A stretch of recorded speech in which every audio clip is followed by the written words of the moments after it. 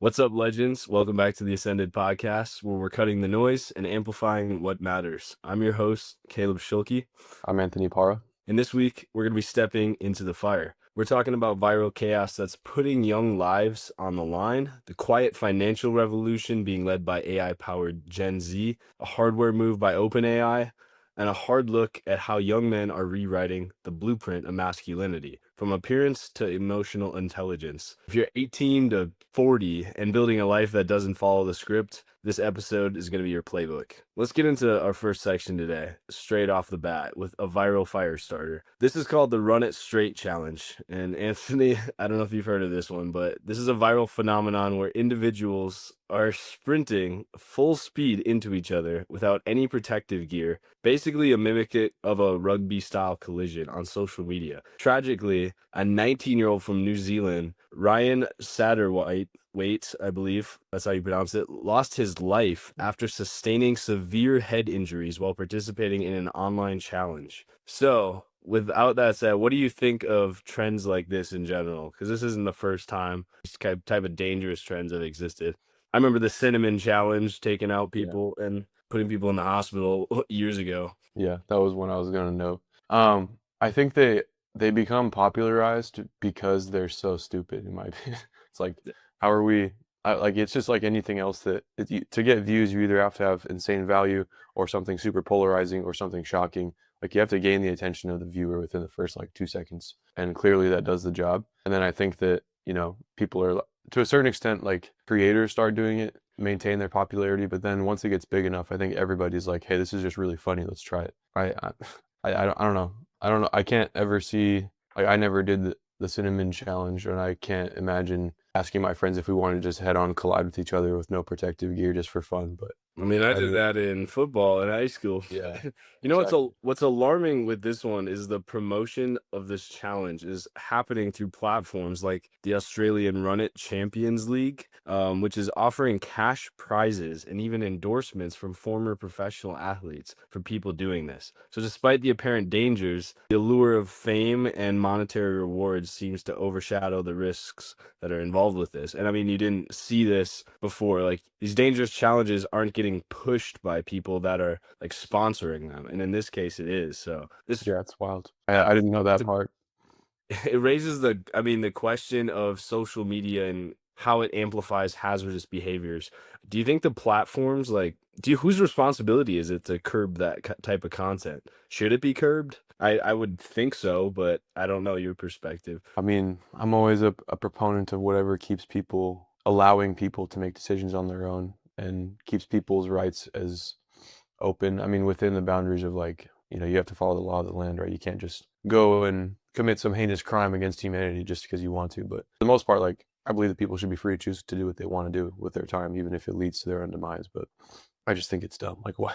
Like, why are, maybe the focus should be, since the platforms are just capitalizing on people's stupidity, why don't we just think about things and teach people, like, better common sense? I don't know. Maybe that would be the curb. So what responsibility do you think influencers and athletes have, like, that are drawing participation in the trends? You say, what responsibility should they have? Like, what should they be doing anything to limit this when they're posting this type of content? Oh, I don't know. Once again, as far as the freedom to post and say what you want, I don't think so. I mean, obviously, it's making somebody money because views equal money and time equals money. Yeah. They wouldn't just be paying people prizes to, out of their own pocket. Like, they make something out of it. So I think it's just capitalizing on people not thinking right. I don't know. Yeah, I mean, sure, you have the perspective of, like, well, social Darwinism, people are gonna do stupid stuff naturally, and so they're naturally gonna some people are gonna be stupid and face a consequence from it. Some people are just naturally competent and aren't gonna do that. But there's always gonna be somebody doing something stupid online. But so it's like kind of hard to limit that because you also never know what the next trend is gonna be either, and you don't know when that video is gonna blow up overnight. And so it's kind of hard to limit something that things that go viral so fast and change, especially since trends change like that. But I would say, I mean, for the influence you have and we have and anybody else has, just make sure you understand at least the second order consequences from it of what people might be trying to do, what message you're putting out, and try to align with that. And don't be consciously putting out a message that's going to be, causing chaos and harm to others for no really good intention except for fame or money. I see Right. that a lot nowadays, and I don't think I think especially with the youth are getting very like the younger kids. I mean, you'd see like Logan and Jake Paul smashing plates, and you'd be like, well, it's not necessarily a academic influence or anything like that. So I don't know kind of where you go with that, but then obviously people are free to watch whatever they want to. It's I don't think there's a perfect answer to it, but I just wanted to know. But I think we'll transition this too, because this is kind of these kind of weird phenomenons online of influence are spreading, and this kind of relates to this other viral trend. Have you heard of the term Banksying? Bank seeing. No, I've not heard of that. Do you know who the artist Banksy is? Like the street artist that Mm-mm. would be making. Okay, so like I think like he was the one that taped the banana, duct taped it to the wall, and that was like his piece. Like he does these crazy things, but It is. um Yeah. the reason his art is worth so much is because he's kind of elusive as an artist. He doesn't really like appear very often. And he's kind of like a mysterious presence almost sometimes. People are translating this into dating right now, and it's a term revolving around a breakup method where someone basically abruptly ends a relationship with a cryptic message or symbolic gesture, leaving the other person kind of without closure. And it's also been trending more recently. It's a more dramatic and emotionally detached version of ghosting, which is gaining traction among younger generations. What do you think about that, first of all? I don't even know how to answer that. I don't understand how some of these things become popular. It's like I think people spend too much time on the internet. If that's it, if that's like the best, if that's the best people have to do with their time, is just make a trend out of how they break up with their significant other. What I wrote down is it's striking that how the trend reflects our kind of evolving norms with communication. And I think it's getting more and more like this age of crafting a mystique or mysterious allure. It resonates with some people, like that aura kind of theme, right? Oh, But it yes, raises their aura farming. yeah, but it raises questions. I mean, like if you're sacrificing emotional accountability and I guess even maturity in that way, like are we prioritizing our personal expression or the emotional well-being of others? And if you're trying to date anyway, should that have ever been the focus really? Why are you, I don't think really why are you dating and if you didn't want to prioritize someone else's well-being, and you care more about how your appearance is. I think that can be disruptive in some ways. Yeah, well, I think that the perspective on dating in society in general has been off from what might actually be productive for the human race. Yeah. Like the point of dating, I mean, it used to be called courting, like courtship, or like it used to, and even further behind that, it was just like, the sole purpose was to procreate and like you populate the world and your legacy continues and your families get richer down the line. You own more cows than the average family. I think over time it's just become like you said, it's like what does who I date and what I do on my dates say about my appearance to others or to this one person? Or of course just the pleasure of being with somebody or the satisfaction of being with somebody becomes more important than like the end picture. Or I think it's actually really popular, at least among those who post on social media actively.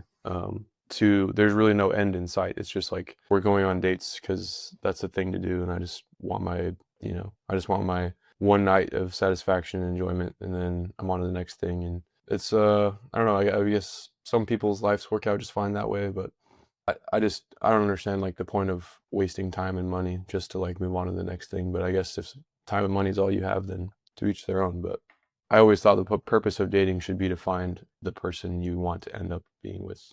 You know. Right. I think that could even be linked to the fact that we things are going online more and more, and like we're losing the ability and even the willingness to just engage in honest face-to-face interactions again. And so when we do, it's basically the same mindset just translated from Tinder, right? Where it's like, okay, well, what's the instant dopamine release I'm getting out of this face-to-face interaction? Why did I even do this if I could have stayed on Tinder and felt the same way?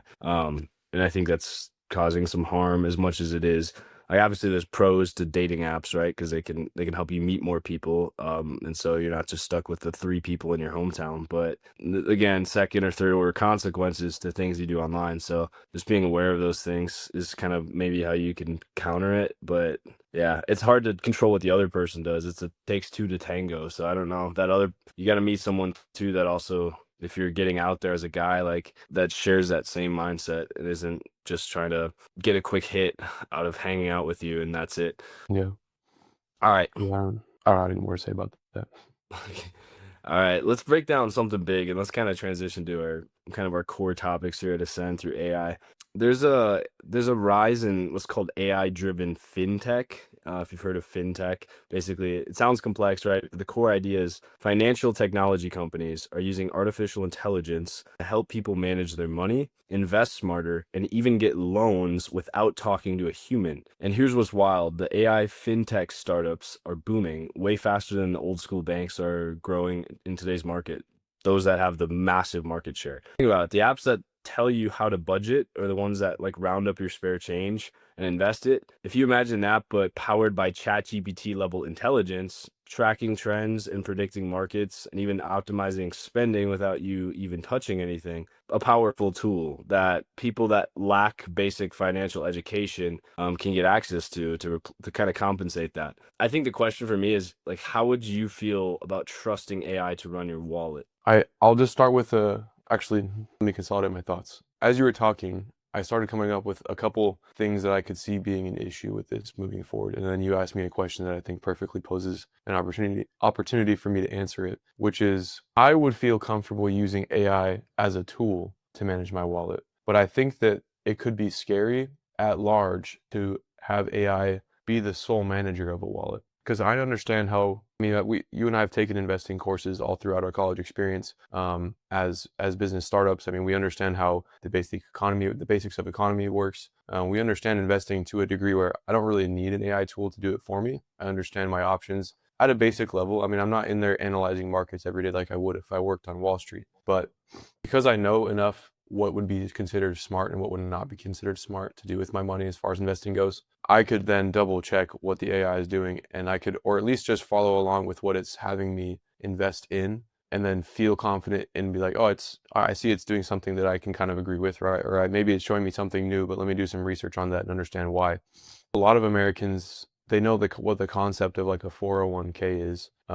It's just something that they get money taken out of their paychecks for, and it helps them for retirement. But it's like, do you know what the money is going into after it's in your 401k? Like, do you know why it helps you for retirement? And I think a lot of people don't. Here's where I think it could be tricky, or it could be easy to take advantage of people. If the AI that you programmed, a simple hand it off to this AI bot, and nobody ever understands what it's doing or why. Like you could essentially, like you could have whole shifts in the market, like based off what you're having your AI bot programmed to have people invest in. Like it would have to be super monitored to where like it's investing based solely off of personal circumstances and descriptions, like your age, your where you work, in respect to like the country or the world.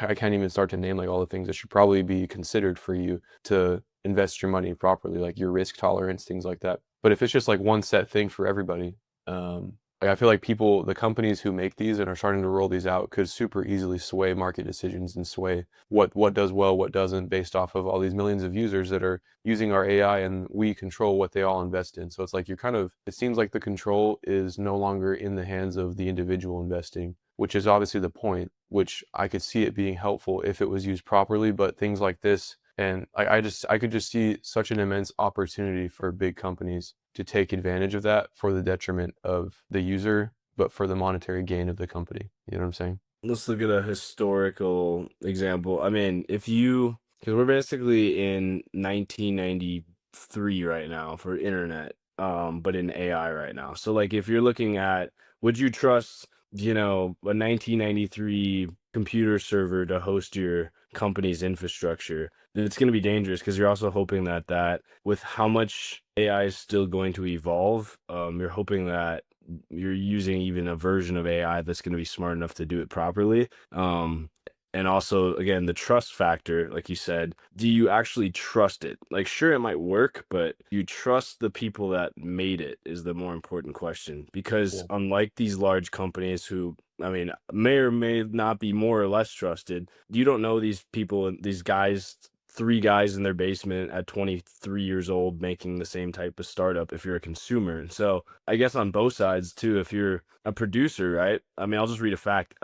Companies using this type of stuff are growing 3 times faster than the traditional financial services, 3 times. And over two-thirds are already profitable, which is insane. I mean, you see like less than 1 out of 10 people that start businesses will even exist. But in this case, two-thirds of businesses will be profitable, which is very rare for startups. Which means if you're building or investing in this sector or doing anything in the space, the lane's wide open for you. And honestly, this would probably be a really good thing for our community to talk about potential tools like this. But also, you need to do a very good job at portraying exactly how Jill and Jane and their 40-year-old book club that want to invest in something like this are going to trust your service. And I think that's going to be the real kicker for a lot of these things because it's so new still that hopefully people have, like you said, have the common sense to do their due diligence. But as we've seen starting this episode, some people don't online anymore. Yeah. I think what was interesting too, you said that some of them are giving you the capability to take loans out without even talking to a bank representative. Yeah. That's wild to me too, because if you think about the concept of like the debit card making us, I don't know what the exact number is, but some percentage, well, so actually, I think it phrased it in terms of percentages, but it takes away the barrier of like feeling like you've lost something every time you make a purchase. Whereas when people had cash, it was like, I see how much money I have at all times because it's either underneath my mattress back at home or it's in my wallet. And every time I need to pay the bills or get groceries, I have to physically lose this piece of paper that Yeah. feels like a loss to me. But now that we have debit cards, it's like I just swipe and I never really get that sensation of losing every time. So it becomes easier to just swipe a card, swipe a card, swipe a card. And that was a big problem when debit and especially credit cards came out too, because credit cards is even worse. Like a lot of people that are not financially literate, either don't understand or don't really have the concept until they've been hit with like a bill that they're now in debt for the rest of their life, where it's like, yeah, there's like money on this card, but it's not your money. And every time you swipe it, you're spending somebody else's money that you have to pay back. And if you can't pay it back on time, they're going to charge you an insane amount of interest on top of that. But we're talking in terms of like this concept with loans, like if a company can essentially eliminate the barrier of like having to go and ask for a loan, even if it's over the phone, like you have to physically say, I need to borrow X amount of money for this reason. Here's how I'm going to pay you back. And then they run their algorithms to see if they can trust you or whether, based off your credit score and things like that. It seems like it's just another one of those debit card phenomenons where it's like I am now just making it that much easier for somebody else's money, but in a way larger scale than just a credit card for my Walmart groceries. It's like maybe I'm getting a car loan and this AI bot is just saying, yeah, here's your options. Like, how much money do you want? And then you just say, oh, this one. But it's like, it would be so easy to just not read anything about what your interest rate's going to cost you, what your APR is, the terms of the loan, like how do they charge a penalty if you pay it off early? Like, how many months are you going to be charged this? Like, what's the total amount of interest versus principal you're going to be paying at the end? Because a bank would go through all of that with you, or at least have it on a piece of paper for your review. But that's kind of crazy it's going to have to come down, like you said, to the trust factor. It's like people either need to trust but verify the bot is doing what it's supposed to and what makes sense for you financially, or simply use it as a tool and not as the complete manager of your money. Indeed. I think, yeah, the concept is great, just like the debit card, but we give people sometimes too much credit. I think I hate to be pessimistic on this, but I know too many people that have financial troubles because they don't look at the fine print. That's why it's so important, especially with if things are going to be going this way, which I do think this is a taste of what it will look like in a few years. I think it's going to be a lot of AI driven insights deciding who gets loans and who does things like that because it's just easier and cheaper than hiring employees. You'll still have managers over it for maybe either bigger value projects or it'll kind of phase out eventually. But for right now, I mean, the only safety net you should have is being in a spot where you have other people that can help you analyze it instead of you just completely trusting AI. And again, I know we're the AI space and everything, but that's exactly why like the syndicate's a thing, the free network's a thing. Just hop in a space where people can talk about these things and you can get advice and you can ask your questions, because that's how we still maintain the human aspect of things, even if the companies servicing us aren't. Because it's always good to have a second opinion. And that's kind of, again, the important part about getting a loan, because sometimes you're even like, do I even need this loan? That's why it's important to talk to the bank. And especially if standards are dropping and the bank's giving out money, like colleges are giving out degrees now, then like you need to vet yourself even more carefully and ask yourself, why am I doing this in the first place? Yeah, absolutely. That's kind of what I was going to say in response to earlier. You hit on the nail. You hit the nail on the head where it was like, it would be to the companies, it would be to these big corporations' detriment to not utilize AI moving forward because, like you said, they can afford a lot more. They can better spend their money in other areas than paying an accountant or paying somebody to sit there and count. That's the same thing, but paying somebody to sit there and talk to you at the bank, paying somebody to be, I don't even know what their positions are called, but you walk in a bank and there's offices on this side, there's people in the middle, people in the desk. If all that can be ran by AI, they just save themselves, hundreds of thousands in a year, depending on how big the company is in salaries. And so it's just the way things are going to move forward. And if you, as an individual or as an employee or as a business owner, aren't using AI in some way to propel yourself forward or be part of the space, you're going to get left behind just like the internet did. So, yeah, quick plug to the digital syndicate, but that's he's not lying when he says that. Yeah, it's again, like anytime the world has gone through a lot of change, which it has many times in history. I mean, there's many revolutions. I think this is I would categorize this as an actual revolution on equivalent almost with the Industrial Revolution or something like that. Like I think this is a evolution of humankind right now that we're just very early in. And so just like any of those revolutions, before the Industrial Revolution, people weren't working in factories. They were just farming the fields still, and they were still like working small little labor jobs. They were still bartering things in a lot of small rural areas. And then that blew up markets that created cities and townships and things. Now you're seeing like kind of the opposite of that, like AI, especially after COVID, like people are leaving the office more remote. They're like getting out of the cities, and that's kind of a pull away from that old evolution of like, we need an urban center. And I think cities will start becoming more flat and local again, just because people don't need to go to these central locations as much, and more things are happening online, and more jobs are even being replaced in bigger corporations. And so I think it's gonna be interesting to see how it evolves, like in the physical world too. But be familiar with what's going on. That's really the only advice I think that's uniform across any of those evolutions. Is you don't know what's next, so at least know what's going on, so that way you can be one step ahead. If people are losing their jobs, which you're seeing, if people are getting, it's harder to get a job, things like that, like know what's going on before it kind of bites you. That's really our only protection, I would say. Right. I agree. All right, let's talk about something different. Let's talk about our health side and kind of our development stuff.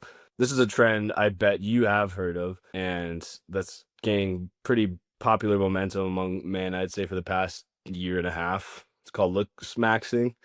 This movement involves men taking various steps to enhance their physical appearance, ranging from skincare routines and fitness regimens to more extreme measures like even cosmetic procedures. It's about maximizing your looks to boost confidence and social standing. And there's what is it called? The something it's like the MV, what's it called, the EMV or something like that. That's like your score out of 10 or whatever, your like masculinity score or whatever. And then you also have like a different score which represents like just your kind of like your looks in general. But there's like these different ratings and ways to actually measure these things apparently. And the rise of social media platforms has kind of amplified this, obviously. Countless tutorials and transformation stories pushing people to not only, I see it on TikTok, buy the TikTok products that help you looks max and things like that, but also just to pursue aesthetic performance and perfection. Okay, what I would say is, while self-improvement is commendable, it's essential to question whether or not we draw a line on this stuff, because I think they're driven by more societal pressures than personal growth a lot of times. But I want to hear your thoughts. Yeah, I agree. Especially social media amplifies everything too. So it's like if you're constantly being fed that one, it's popular to try and look better, but two, you don't look good enough, then of course you're going to have some sort of desire to change the way you look, right? But I just don't think that that's ever been healthy. Like to tell yourself constantly that you look bad. Like I don't know, maybe not even that it's not healthy, but it's like to a certain degree. Like if you're kind of a slob and you don't work out, you don't take care of yourself anyways, like that should be required regardless. Like you should take care of yourself because your body requires that of you. And that's not unhealthy. That's very healthy in contrast actually. But if you're getting to a point where and I saw one the other day that was I think it was called like bone smashing. So this dude was taking like a rock or like some sort of piece of steel, I don't remember what it was, and he's just like tapping the bones on his face to like in certain areas to make them grow back denser so he can look like a hunter gatherer or something like that. It was wild. I'm like, I think that's a little too far, bro. Like if you're, and I know he's probably just doing it for the views as well, but like you said earlier about you got to think about second and third order effects of things. Like some 14-year-old kid, and I see this too. I see like 14-year-old kids posting their bodybuilding posing and saying that they have low test on Instagram, and I'm like, dude, you probably have low test because you're a 14-year-old child. You know what I mean? Like you it's crazy stuff, and they're saying how they're aspiring to be young LA athletes or the next Mr. Olympia, and I'm like, that's cool, dude, but you should not forget that you're also 14 and you should probably go outside and enjoy being with your friends and like enjoy playing sport and enjoy being in school and like there's so many better things to spend your time on than freaking looks maxing, dude. But Yeah, that's why I think there's definitely a line. I think that young men should take care of themselves and hold themselves to a standard that keeps them healthy, keeps them presentable, and keeps them um, contributing to society as a whole. Like you can't get a job if you have some certain things going on, like you never brush your hair, you never cut your hair, you never brush your teeth. Like that's not even a question. Like take care of that. You know what I mean? Make yourself presentable, but to a point where you're like changing the structure of your face or like you're willing to inject something to like change your hormones so you can look different is, and I know that's like a whole different. what about the people that are like slicing their legs to get taller and get surgery? Oh no, that's insane. That's They insane. can't even squat anymore and things like that. Yeah, it's insane. That's insane. I was like, if Yeah. you're gonna do that, just buy some like inserts for your shoes or something. Yeah, literally, Don't like, get a damn surgery for that. like that's just got to be infiltration of like people's opinion on you from social media. Because I It promise is no 100%. one cares how tall you are, bro.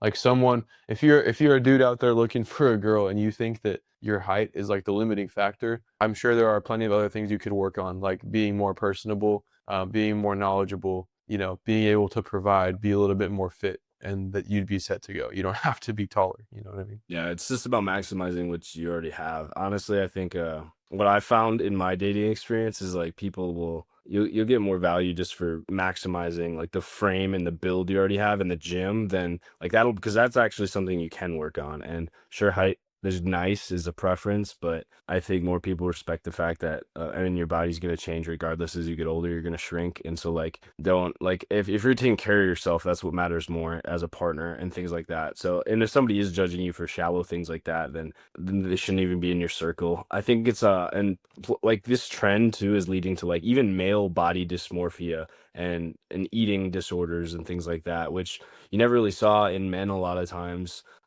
as kind of our culture. And it kind of goes back to like that first point of this podcast. Like humans are I mean, in my perspective, we're just animals and we operate, let's talk about like cavemen or like basically like how apes would act, right? We're like a tribe, we stay together, we hold ourselves accountable, we protect each other, and we look out for one another. And with social media and how big the world is and how distant it feels now, we don't look out for one another as much. And so it's almost like you have to almost look at every human now as a threat instead of feeling like everyone else was in your local community, in your circle. And so every single person promoting something online is either sponsored by a company trying to sell a product, is the company, and they're just disguising their ad. And they have some ulterior motive to be posting that in the first place. And especially, yeah, for people like you said 14-year-olds that are still developing, I'm so glad I didn't have that, like me personally, because that would have drastically changed things. And if you are listening and you are of that age, understand that things take time, and if people are trying to rush them, they're going to pay the price for those things in a few years, while you won't if you stay on track. And just don't give into the quick trends of the quick things that you think will fix everything, because honestly, being in pain and being like humiliated and even not looking your best at times is what makes you like more proud of yourself when you do work on those the right way. So yeah, it's Yeah, kind I'm trying to look up a quote right now. It's like I don't know who said it, but it was like wherever you go, there you are. It's like there's like you can go through a million of these trends and try and take some quick fixes to make you feel better about yourself. But at the end of the day, you're still you. Like you're still going to be there longing for something else, something different. That's the human nature, right? So the quicker you can just learn to be content with the progress you've made while striving to always be better, instead of, just letting this burning desire to like be perfect right now take over your life, the sooner you'll be better off. I think yeah. And with that, just look out for each other a little bit more, and stop being so, how can I make TikTok shop money off of this? As much as, again, we try to promote all of this stuff and this is our community, it's good to give you guys both sides of it, and don't let that control your ability to be human. And again, I've seen some toxic stuff online of people that are doing the same exact thing, almost the exact same thing we're talking about, where it's like a Looksmaxxing video, and some kids like, how do I do this? I'm 13 and like I want to be 3 inches taller, and they're actually like giving them advice. They're like, oh, you should buy this and this. I'm like, are you sick in the mind? Like, this is not the way to interact with people. Even if you don't, I don't care if you don't know them. Would you want that to be the case for you? That's like, would you have wanted someone to mislead you to spend money on something, to make you money, some other guy money, right? If you were a kid and you actually genuinely wanted advice, and maybe you didn't have a mentor or father figure that could do that for you, like, and again, like, we see that a lot now. So people are turning to social media because of lack of parental guidance, with, divorce rates increasing and things like that, that they just need advice. And with people less and less trustworthy online nowadays, it's a bad formula. So at least here, I can say that we try our best to give honest advice. So I feel good about every podcast, every message we put out, and hopefully everyone else does too, with whatever you guys are working on. All right, let's close kind of with one more thing, our shift. And again, this is talking about our personal development side. So I think it ties well into what we talked about today. But what does it mean to be a man in 2025? And across the globe, young men are embracing emotional intelligence. We'll talk about that topic as a cornerstone of personal development. And so this has been, I remember talking about this a lot at the academy, and this isn't about just being in touch with your feelings. It's about self-awareness, so that not only you can pull things out of other people, but you can pull them out of yourself too. And that's how you grow faster than anyone else. It creates empathy, resilience in a world that often equates masculinity with simply pure stoicism. And so I'll give you an example. I wrote this one down from, it comes from Chaminade High School. You see initiatives like what's called the Character Strong program, where extended homeroom periods are dedicated to teaching emotional intelligence and promoting personal growth among students. So activities in this would range from deep interpersonal discussions to self-reflection exercises, and asking people to kind of explain where they think they're at in their life. And that kind of challenges traditional norms, especially for young men, encouraging them to express themselves, and even not just like to be opened up, right, completely, and sobbing publicly and things like that. That's not really the goal, but it's for them to actually think about where they're going and think about how their thoughts align with who they want to be earlier on in their life, instead of waiting for that midlife crisis to hit. So how do you think, my question for you would be, how do you think that this trend, or things like this focus again on emotional intelligence, is either needed or not needed in our society? And what is your view on that? I'd say needed, to answer the first question, and I'll tell you why. I think it's a generational difference between those who value this and who value just pure stoicism. And while I think that my view on what did you say manhood or manliness? I don't know what you called it. Masculinity, basically. Masculinity. My view on what being a masculine man is that you should remain stoic at all times while incorporating. But I think that people don't quite understand, or they haven't studied the philosophy of stoicism, because stoicism doesn't mean you feel no emotion and you never react. Stoicism means you have the emotional intelligence and capability to take what you naturally feel in any given situation, understand it. What's the word I'm looking for? Process it, and then do what you need to moving forward, regardless of how it made you feel originally. I think it's, I don't know. And then on the other side, I think that emotional intelligence probably gets a rap for being like, oh, this is just like something for, this is just one of these new age things where it's like, we just need to be so inclusive and understand and be so sensitive to people's feelings. But it's like, that's also an incorrect assumption as well, because I'm speaking too fast. I have too many thoughts when I'm speaking to it. Anyways, I'll slow it down. Emotional intelligence, not about making sure that we're sensitive to people's feelings. Like, well, in a way it is, but not in the way that you think it is when we first say emotional intelligence. It's the ability to, like, once again, understand what you're feeling, why and how, and and then what that means for you moving forward. And then you can do that for other people as well, where it's like, I'll give you an example. Like if I was an emotionally unintelligent man, I would just get angry, and I still struggle with this a lot. I would just get angry and tell her to be quiet when she comes to me with her emotional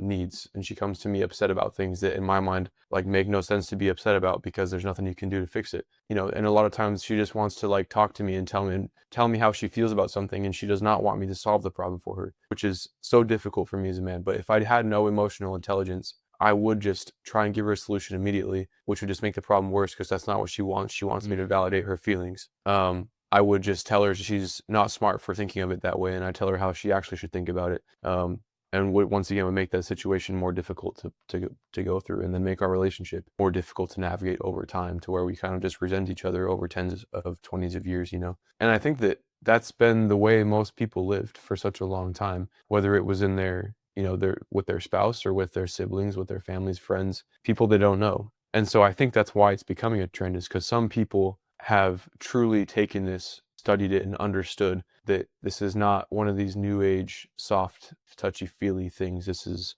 a way for us to better connect and to like understand the thought process that other people have. And it's honestly a skill. And I think another part about being a masculine man is you should always strive to be learning new skills and understanding how you can better communicate with others, how you can better make connections and build your network. And part of that is emotional intelligence. If you can, that's part of your role as a man, is you should be well connected, and you should be able to speak to people no matter the situation, whether you're at the DMV and you're speaking on behalf of yourself, or you're at dinner and you're speaking on behalf of the table for your family, or you're in a bad situation and you have to negotiate and you're speaking on behalf of your whole family again. It's important to be able to know what people think and why, and then how you can speak to them in a way that would not make a negative situation worse by means of another negative reaction. I don't know, that was probably just a long-winded answer, but I think it's valuable, and I think that people should take the time to understand it past like the initial, I don't need that emotional intelligence, like just based off the sound of it. It's actually very useful and very important. And I think if you want to build lasting relationships that are founded upon something more than just, the fact that it exists because it has to, in the instance of like, marriage maybe, and it's important. To you, Kenny or James or whatever 14-year-old is actually watching this, I mean, if you want something to work on, this is the thing, because like people will pick up on that and they'll respect you more for that as a guiding kind of light. Then it's the fastest thing you can see results from, because if you can actually pay attention to somebody, if you can listen properly, it will work wonders for you. I mean, there's been times, Anthony, where I think I've called you out just and be like, I feel like you're like, are you looking at something else? Are you distracted? Like, just paying attention to how other people are acting makes it actually, even though it's like weird saying like, hey, I think this is what you're feeling. People actually, even though they'll be like, why is he doing that today? They actually kind of want you to, because it shows that you're actually being present with them. And being present is a very hard skill when you're at dinner and your phone's going off, and you're at a football game, and you keep you keep texting instead of watching, people, whatever it's going to be, things like that. And so being present is a very hard thing to do. And especially like if you want to work on yourself and you want to lead a team and you want to be a good influence on other people, and connect, you can't connect with one of these in the middle of it. It's just not going to happen, because it's literally it's like a third party. It's somebody somebody else making a love triangle there. So it's becoming a problem more and more, and which means obviously on the flip side, to stand out, it's even easier than ever. All you have to do is be a little bit just give a little bit of experience in it. And like Anthony said, it with his wife, like it does take time. I think a lot of us men especially result to the I'm going to try to fix things first mindset. And some people never escape that because they think that that's the only solution. We've only been taught how to fix things as men instead of just understanding feelings. And when you understand that, that's how you understand feminine energy. And when you have masculine energy, which is very like rigid, fix this stuff, like tactical, and then you have feminine energy, which is very open up, express feelings, and at least just understand them. Then you know how to bridge the gap, and that creates a really strong relationship, especially romantically, which I think is kind of a big underlying tone of this. But in business partnerships and friendships too, focusing on it will make any part of your life better.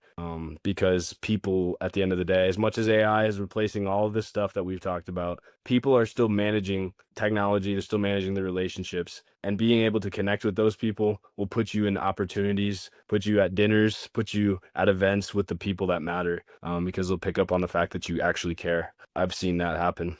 I don't know. I think it's a great skill to have, and develop that first and then look at all the Looksmaxxing stuff. Because nobody will like you if you're only aesthetic. Like, that's not how you get liked. You get liked from being a genuine person. Yeah, there's levels to like being somebody people want to be around, and it's like one of them is physical for sure. Like you want to look presentable and you want to be physically capable of adding something to the world, right? But you also need to be like you can be as jacked as you want, but if you're on a date with a girl and all you can talk about is how you drink 40 grams of protein in the morning, and you talk about your push pull leg split. That's not what they want to hear, right? And that's cool. That's cool with the boys. Don't get me wrong. I could talk about that all day, like with my fitness coaching stuff. But at the bottom line is like that's not the only thing that matters in life. What matters in life is just think about this for a second. If you were the only person on Earth, like what would be the point of your life if you had no relationships with anybody? Your life would almost be pointless, because it's like you don't have to work towards anything. All you have to do is feed yourself and sleep. It wouldn't be a world in which I think anybody wants to live in. It's like the cabin in the woods thing. Like, that's basically the way I've heard it. Like, if you were in a cabin in the woods with unlimited electricity, power, food, stuff, what would you work on?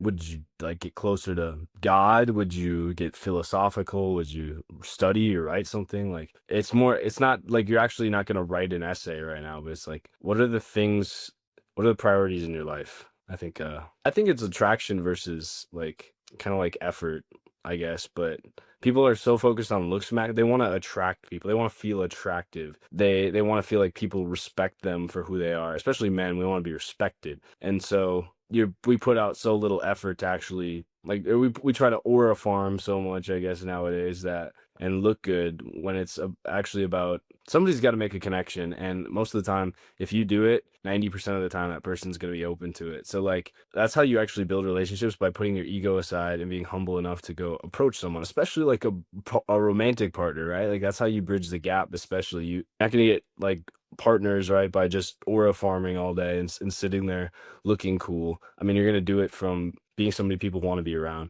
And I think when you let go of that need for validation, that's actually what unlocks it, because you don't need people to like look at you in admiration of how you have looks max. You just feel good about yourself for the work you've already put in for being in good shape and caring about yourself. And you use that energy to go out there and say, hey, this is all I got. I'm still working on it, but I'm still a human being at the end of the day. Yeah, looking decent is really at most only half the battle, because you might attract somebody, but once they're there, what keeps them there? What keeps them in your life? And that just comes from the type of person you are and how well you connect with others. Coach Para there. Yeah. All right. That's I think a wrap on episode 6. It was a great episode. So we've covered quite a few things: chaos, the viral clout culture, right, and the trends, the rise of our AI fintech, OpenAI's kind of developments and things like that behind it, the obsession with male aesthetics, and the quiet revolution of EI, or emotional intelligence, right, and masculinity. None of this is just content. It's a call to reclaim control of personal belief. 3 things: your body, your brand, and then your own belief systems. If this episode just lit a fire under you in any way, we'd love it if you don't just sit on it. But if you're on YouTube, go ahead and like and subscribe. If you're on Spotify, go ahead and follow this, because we're doing this every week. And if you're ready to turn these insights into actual income and impact the right way, and not the manipulative way we've talked about here, then join the Digital Syndicate. I think it's the best place for you. I'm going to hand you the tools, the templates, and the AI playbooks to build systems that can scale with or without you. Figure out what you're even going to sell, and then automate that and scale it massively, and with all the great tools in the right way that we've been talking about. And again, if you guys want to do that, you know where to find me, at Caleb Schuelke on Instagram, or just any of the links attached to this video. Anthony, you got anything else? Do you want to plug your stuff? Yeah, I mean, we can plug my stuff. We community admin, of course. So I'm in the Digital Syndicate and in the free community. Recently, this week, we made a change to the free community to be focused more on content clipping and affiliates. So the way it works is, if you're hearing this and you're interested in becoming an affiliate for Ascend, you can start by creating I mean, you don't have to do this. There's two ways you can do it. You can have your own social media platform account where you're making money off of sending clips of Caleb Schuelke's content, podcast content, YouTube content, and we pay $3 per 1,000 views received on any of your videos you submit that way. And then with that same account, you can also do some outreach on our behalf and earn a commission of it kind of ranges based off what the sale costs, but we'll say 10%. That's pretty good commission on your end. But if you're interested in that, we've just launched that this week, so we're looking for affiliates. Send Caleb or I a DM, a message, comment on whatever platform you're listening to this, and we can get that going for you. But that's all in the free community, so that's just what I'm monitoring this week. I guess without further ado, don't just learn the moves, go ahead and make your move. This is the Ascended Podcast. Let the world feel your presence. We'll see you guys next time.